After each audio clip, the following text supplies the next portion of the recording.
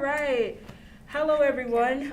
We are going through a new process here where we're trying to make sure that we have access for our interpreter as well as our experiment at the same exact time.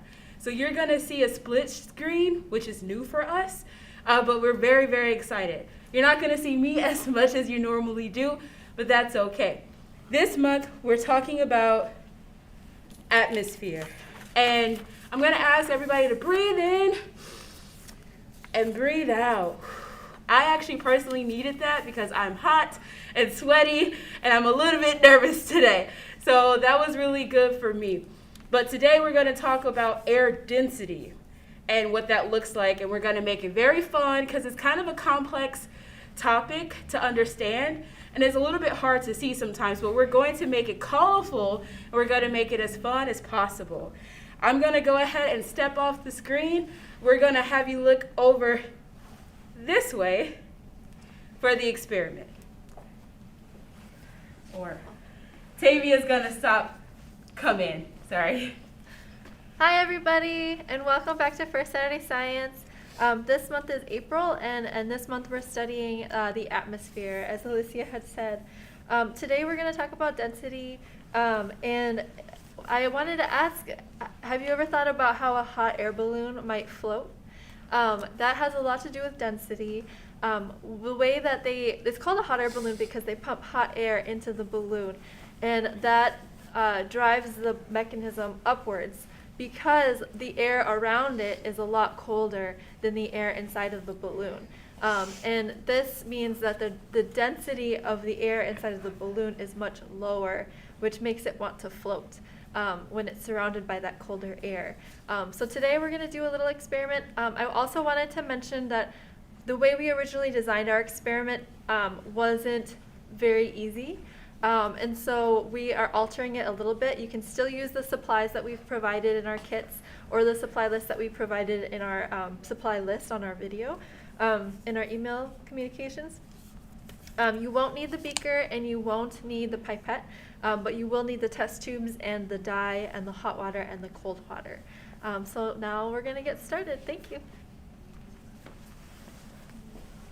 And hopefully now you can see us. Hi, we're back in the lab here. And I'm here with Coda, our little scientist. So the first thing that we're going to do is we're going to go over our materials. So our first materials are our test tubes. We have this one with one drop of red dye inside of it. And we have this one which has one drop of blue dye inside of it. And then we also have some cold water and some hot water. And it's important that they have very different temperatures. You want very cold water and you want very hot water. But whatever comes out of the tap in your sink is perfectly fine.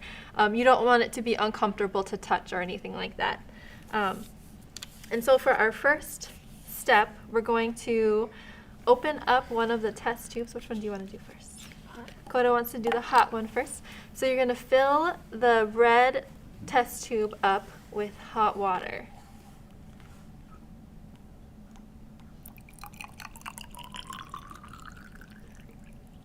Perfect.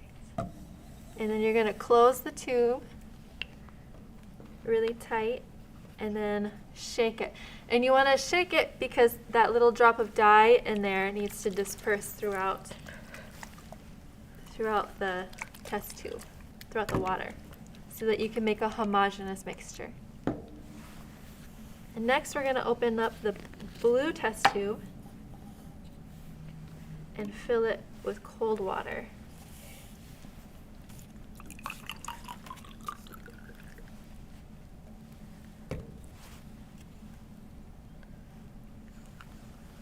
Perfect.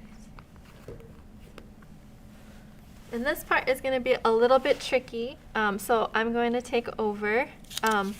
First, we're going to take our piece of paper, and you can use the flyer in your kit, or you can use any piece of paper, any recycling, any scrap that you might have at home. And you're going to take a little piece about this size. This is even maybe a little big. And you're going to open up your test tubes. Now that they're all mixed.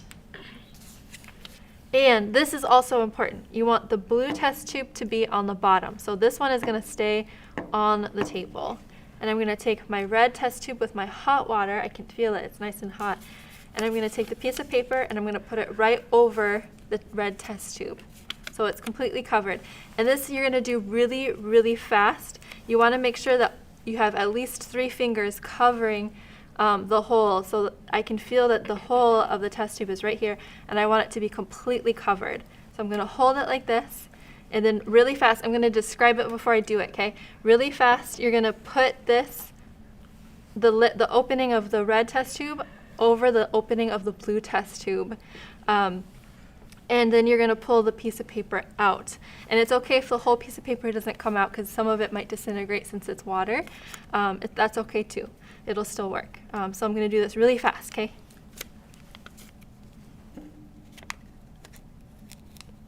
And it's okay if a little bit of water comes out.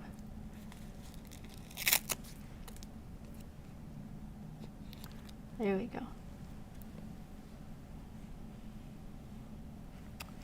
And now we're going to move the camera so that you can see the experiment from the other side.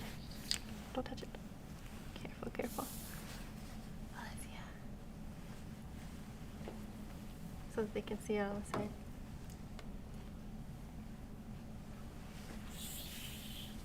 I'm not really sure how we're gonna. Just a second, sorry.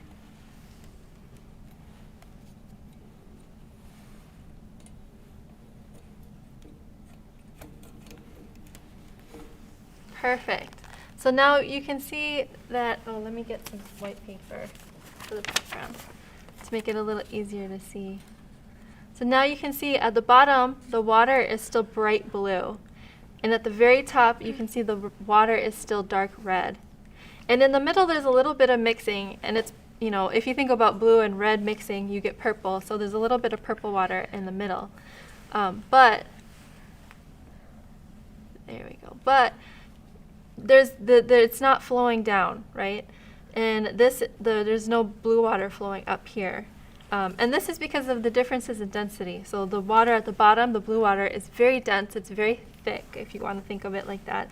The molecules are packed really tightly together, and they make a really nice platform to hold the red hot water up without them mixing. And so this layering is a wonderful example of density, which is really similar to the way that our atmosphere is layered as well.